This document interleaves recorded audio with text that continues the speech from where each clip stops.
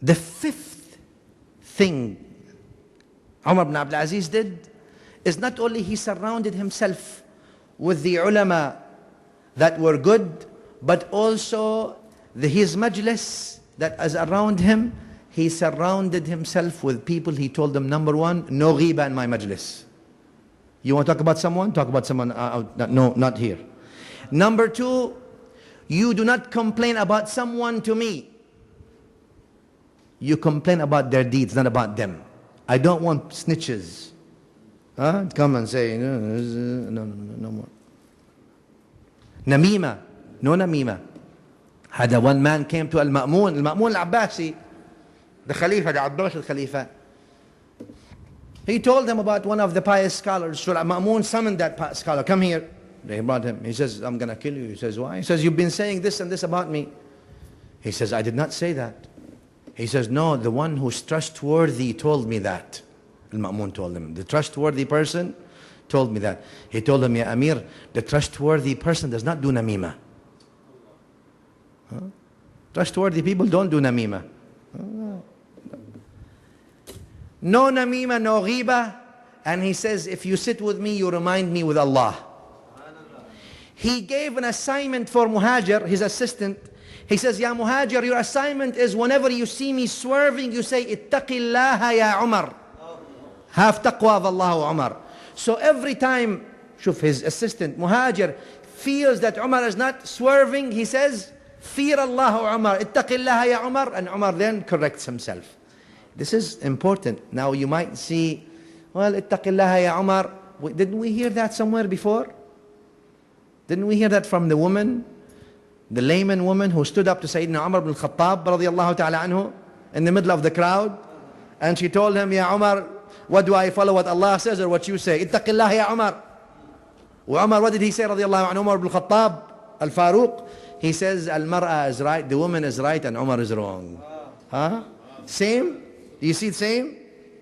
Okay, it's not a coincidence. It's not a coincidence.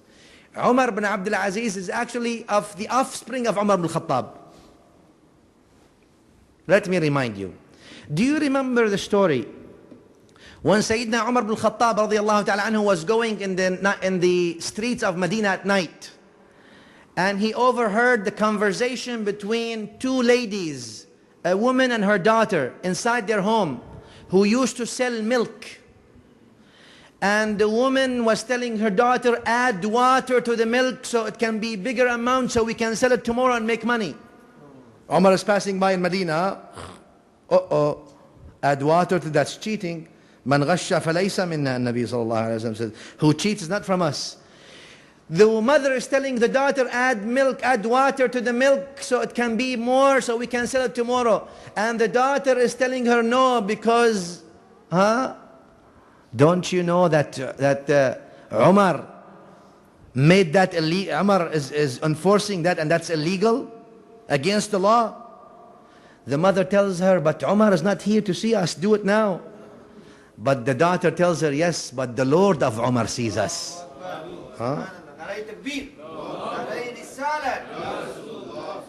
She says, oh mother, if Umar is not here to see us adding water to the milk, but the God of Umar, the Lord of Umar sees us. Umar marked the house and went home. He got his children, come. Abdullah, Asim, Ubaidullah, come here, all of you. They said, what, in the middle of the night, what's going on? He told them, look, either you marry this woman or I marry her. I give you a choice. And when you find something good like that, don't waste your time, look around the bush. He says, you either marry the daughter of the milk seller, one of you, or I will marry her. One of them, Asim bin Umar bin Khattab. Asim said, yeah, oh father, I will marry her. So next day, he went and asked for her hand.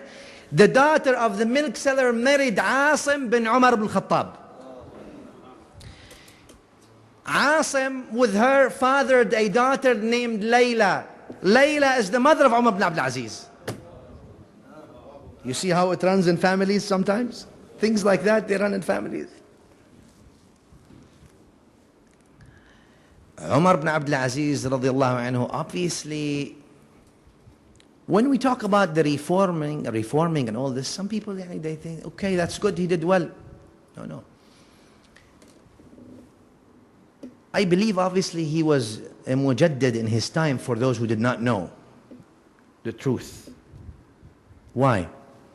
It's one thing if you're a sultan, if you're a leader, if you're anyone with influence, regardless who you are, even on your family, it's one thing to do tyranny and injustice. That's dhulm, and you'll be accountable for that.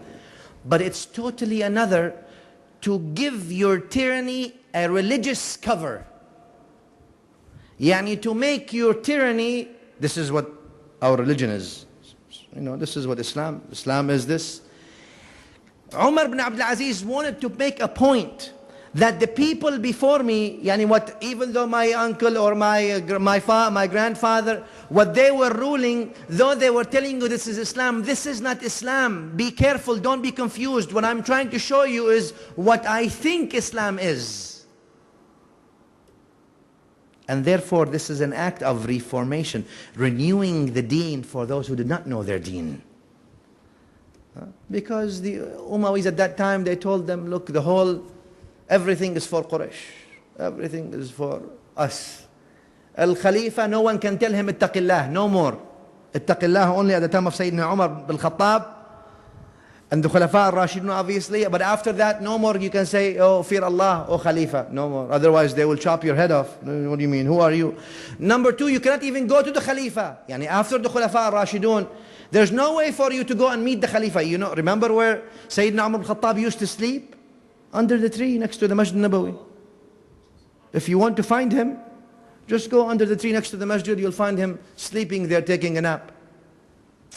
Lakin after that, now the Khalifa lives in a palace, and the palace has guards, and the guards have guards on them as well, and the guards of the guards have security, and the security has security on them. Well, by the time you get to the assistant, you'll never get, no, they are, Remember when Kisra, the king of Persia, he sent his letter to Sayyidina Umar bin Khattab in Medina. The Kisra man, the messenger of Kisra comes from Kisra. Kisra is the king of Persia. Khosrow, they used to call him, king of Persia, something big. He came to Medina, he says, where is your Khalifa?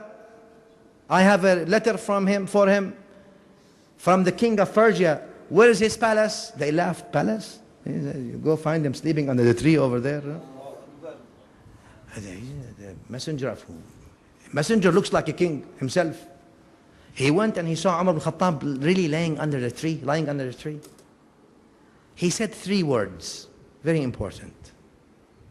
He says, عدلت فأمنت فنمت.